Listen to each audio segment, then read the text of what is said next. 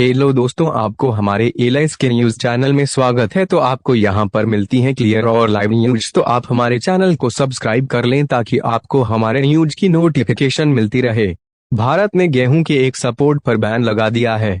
7 ताकतवर देशों के संगठन G7 ने इसकी आलोचना की, लेकिन चीन ने इस मुद्दे पर भारत का बचाव किया है।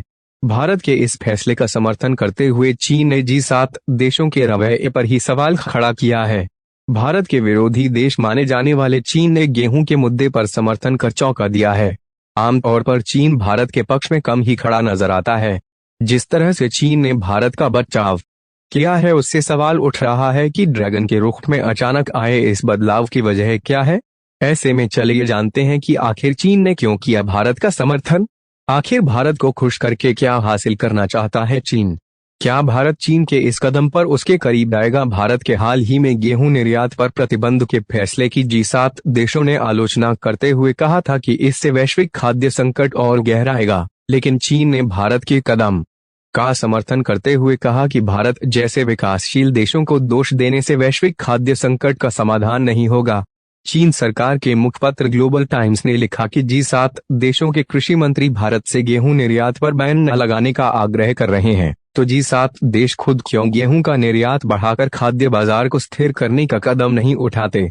चीनी अखबार ने लिखा कि हालांकि भारत दुनिया का दूसरा सबसे बड़ा गेहूं उत्पादक देश है, लेकिन वैश्विक गेहूं निर्यात में उसकी हिस्सेदारी काफी कम है। इसके उलट कई विकसित देश जिनमें अमेरिका, कनाडा, यूरोपियन यूनियन और ऑस्ट्रेलिया शामिल हैं, दुनिया के सबसे बड़े गेहूं निर्यातक देश हैं। भारत की तारीफ क्यों कर रहा है चीन? माना जा रहा है कि गेहूं एक्सपोर्ट पर बैन के मुद्दे पर चीन के भारत का समर्थन के पीछे 2 बड़ी वजहें हैं। इसकी एक वजह है चीन में जून में होने वाला ब्रिक्स सम्मेलन, जिसे लेकर चीन चाहता है कि इस बैठक में हिस्सा लेने के लिए प्रधानमंत्री नरेंद्र मोदी चीन आए। वहीं इसकी दूसरी वजह भारत के साथ हाल के वर्षों में तेजी से बढ़ता उसका व्यापार है, जिसे चीन नहीं चाहता कि किसी भी वजह से वह कम हो। चलिए इन 2 वजहों को विस्तार से समझते हुए जानते हैं कि आखिर भारत के समर्थन से ड्रैगन क्या हासिल करना चाहता है।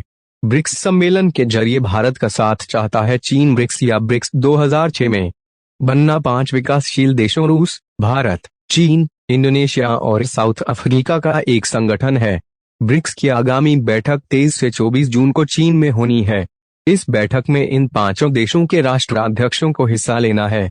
कुछ हफ्तों पहले भारत आए चीनी विदेश मंत्री वांग यी ने विदेश मंत्री एस जयशंकर के साथ बैठक के दौरान पीएम मोदी के ब्रिक्स सम्मेलन के लिए चीन आने की इच्छा जाहिर की थी।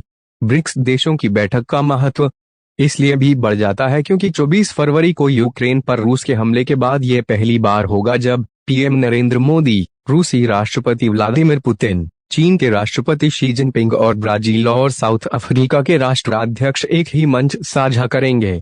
वांग यी की यात्रा के बाद भारत ने ब्रिक्स की बैठक में हिस्सा लेने पर सहमति जताई है।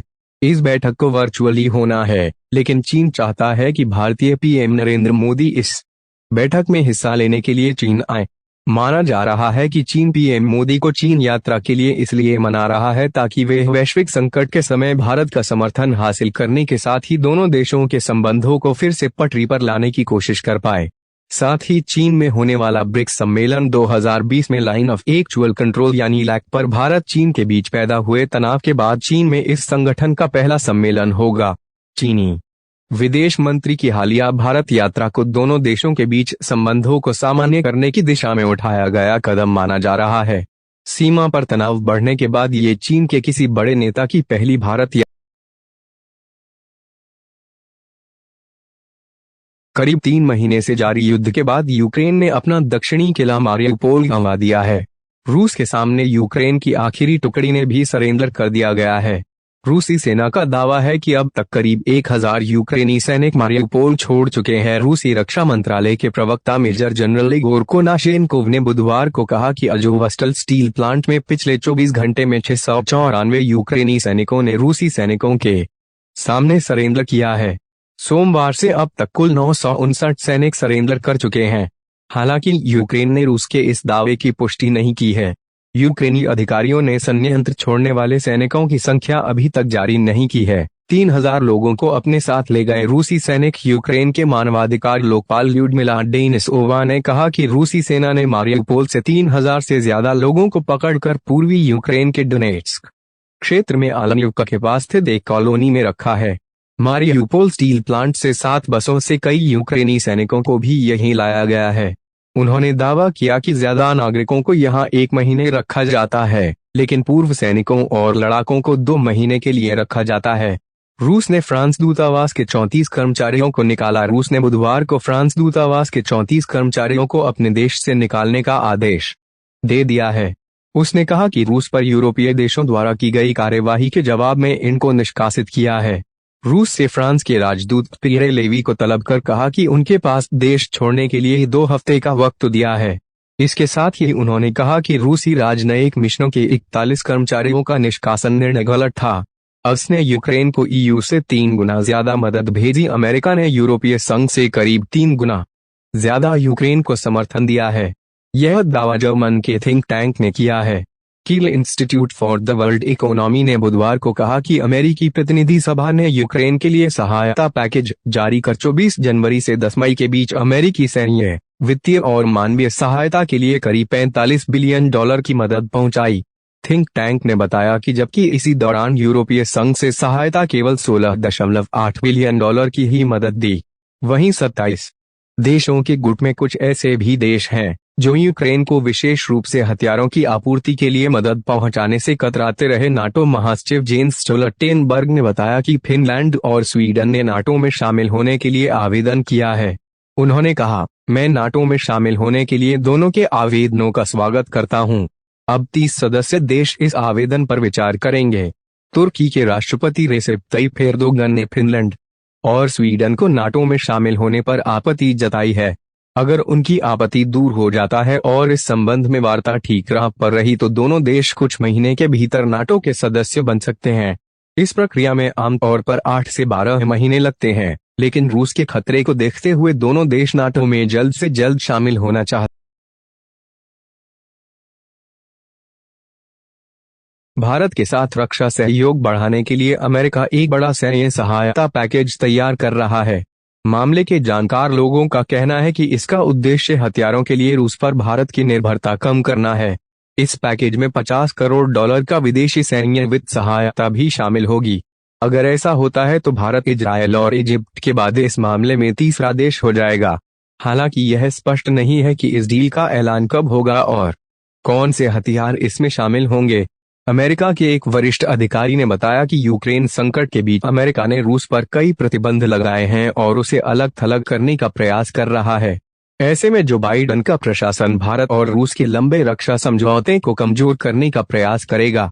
अमेरिका चाहता है कि भारत रक्षा सहयोग के मामले में रूस से ज्यादा अमेरिका पर भरोसा करे। फ्रांस की मदद से अमेरिका प्रधानमंत्री नरेंद्र मोदी की सरकार को यह बताने की कोशिश कर रहा है कि भारत को कौन से हथियारों की जरूरत है।